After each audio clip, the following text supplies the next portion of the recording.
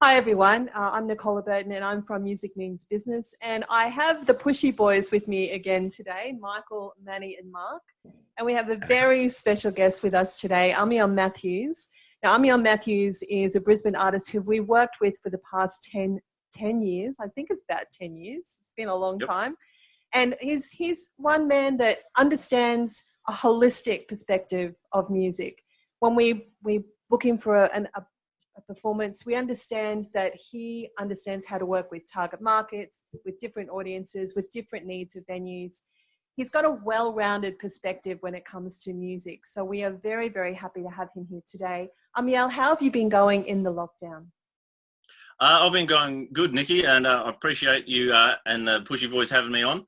I've been doing well because I've got a lot of different side projects going on which have taken up my time, and such as teaching myself how to use Final Cut Pro as for video editing, to do this sort of thing. And that's something that I'd stumbled across the last time that I was up at the Barclay, so up in Mount Isa. So shout out to those guys, because up there playing gigs, you got time on your hands. So it's like, all right, in between gigs, I'm going to teach myself how to do X, Y, Z, or teach myself a new skill. So essentially coming into lockdown is like, all right, well, it's just like being at the Barclay. I've got to hone my craft and work on what I can. And obviously at home, I've got my studio here, so I've got a lot more toys to play with, so it's a bit more fun. But essentially this lockdown has been, well, it's kind of a blessing in disguise for me, because I've been able to finish off projects which I'd started, which I never got around to, and continue songwriting. And I've really actually got back into the songwriting in a pretty big way, which it was a bit too much on the back burner. But yeah, having those creative juices flowing again, and then thinking, oh, I can maybe make this video for it, or do this, or so my heart goes out to all the people who have, all the full-time giggers who really 100% rely on gigging for income. Like, my heart goes out to those people, because I know this will be really tough. So I consider myself lucky, because I've got a second job at a uni which continues. So I feel lucky in that regard, that I haven't been under the financial pressure of some other people. But Yeah. I've certainly been making the most of the time in lockdown. Very good. Absolutely. So time is of essence. Sorry, Michael, after you, mate. Oh, no. Well, you know how one of our earlier episodes, we were talking about how it's important for musicians and artists not to be just have one thing that they do. I think Amiel is a really good example of someone who, has so many different things that he does. Like, he's got the studio, he's got his live stuff, he's got a solo, he's got all these different things that he does. So, Amiel, if there's someone out there that's trying to sort of expand what they're doing and expand just being, maybe a singer, guitarist or something like that, what sort of tips could you give them about setting up a studio, or setting up a space where they can write and record, or do those sort of things? You don't need much. You need like a little audio interface, which basically something like this. Well, that's all I've got at the moment. It's got a mic. It's got dual input, mic and guitar, so you can record both at the same time. But even you don't need that. Like a good laptop, I use a MacBook, and some headphones. That's the bare minimum you need, and that's what I used for years, until we ended up where we are now. Yep. So, and that's all I had to do, is when you just find a quiet room, put your headphones in, and you can plug and record very, very easily. I used GarageBand for years, but now I've upgraded to Logic. Yep. So learning, and the reason I stayed with GarageBand for so long, because I actually did an SAE diploma back in 2002. So I actually I've got my sound engineering ticket, but I didn't upgrade from GarageBand because I wanted to learn all of the ins and outs first to justify upgrading to Logic. And I think, just from my experience with talking with younger musos, they might upgrade to Logic straight away, but they don't. So they've got this great tool, but it's like having a Ferrari and not knowing how to get out of first gear. So you got to be careful with that really learn the tools of your trade. Or like getting a guitar and you only learn how to use 3 strings. It's like, well, learn the basics first, and don't be too gung-ho about to upgrade equipment and gear prematurely, because it's the knowledge of how to get the most out of your gear, which really opens up potential. Yeah, it's great. Good advice. And loving the look of that studio there too, by the way, Amiel. Just on a little bit of a nerd tech out sort of situation myself. Just redid my little studio here and absolutely loving it. Is there a bit of kit that you're using at the moment that you just couldn't go without? All of it. Now all of it. I'll give you a little bit of a tour what I can. So Yeah. I've got the KRKs, I've got the old Fender PA that I used to play with, I've got the S88 Native Instruments keyboard, obviously software, there's the Ultimate 11 bundle I think I bought with that. But then I've got my Martin, which is my gigging guitar, so that might be a bit, and then I've got my other guitar rack. I don't know if you can see that with the SG and the Gretsch. So they're my electric guitars, which I use on recordings at home. Lovely. But yeah, essentially it's now it's what I can't go without is Logic and the interface. It just being able to plug in and play straight away and just get ideas down. Yeah. No mucking around. Yeah, it's not like the old days. Because when I did SAE, we were still splicing tape.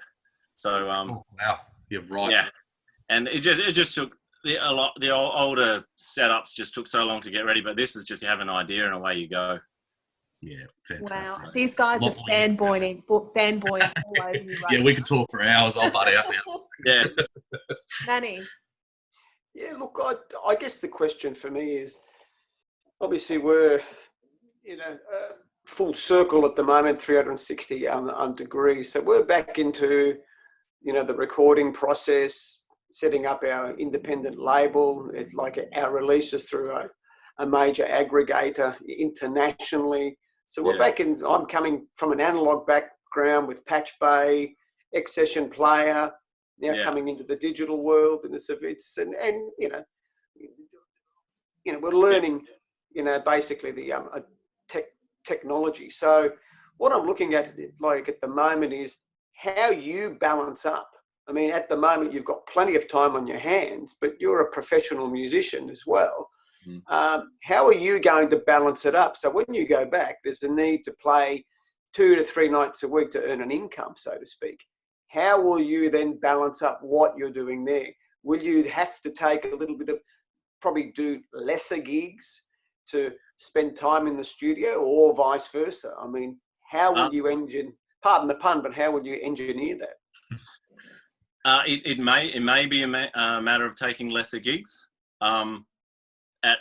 My long-term goal, maybe 3, 5, and 10 to sort of 10 years down the track, is replace gig income with composition and audio engineer income. So if I'm writing songs for other people, like I did with my mate Brendan, who's Bar of Brunswick, we just released a song last week called that I wrote. I wrote the music and he wrote the lyric, called "Don't Make It So."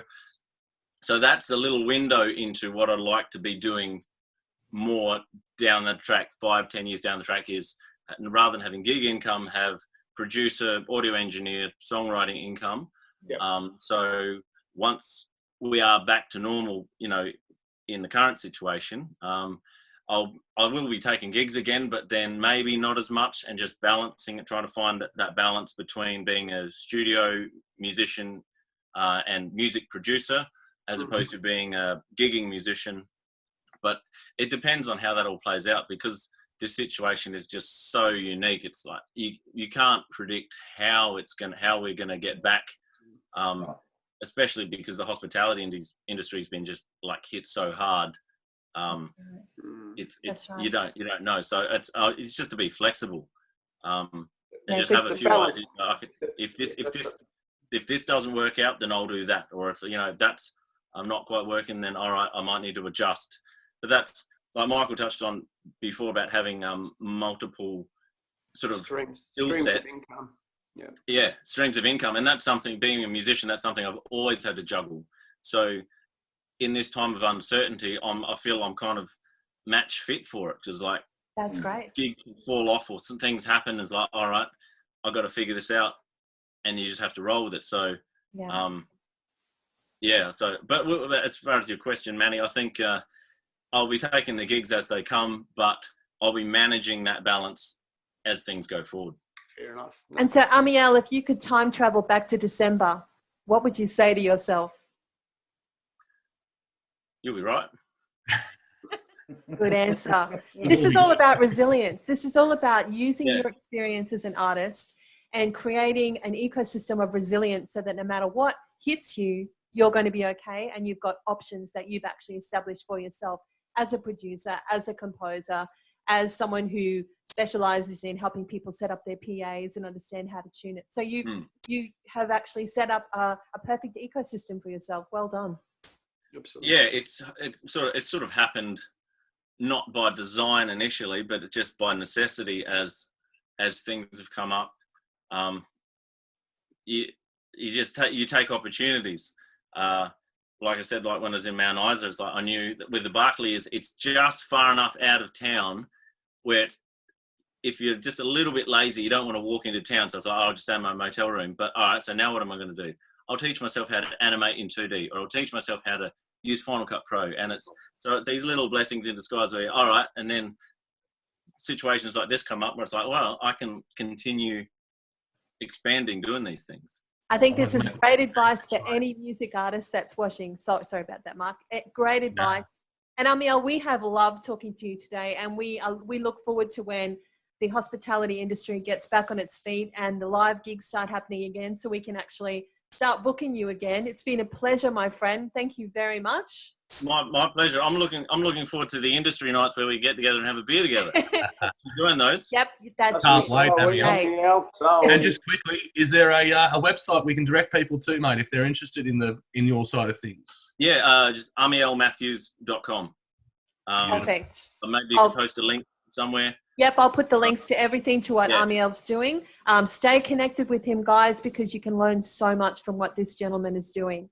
All right, everyone, Yeah. It was great to see you, and I'll see you See you, next Amiel. time. Take care, Amiel.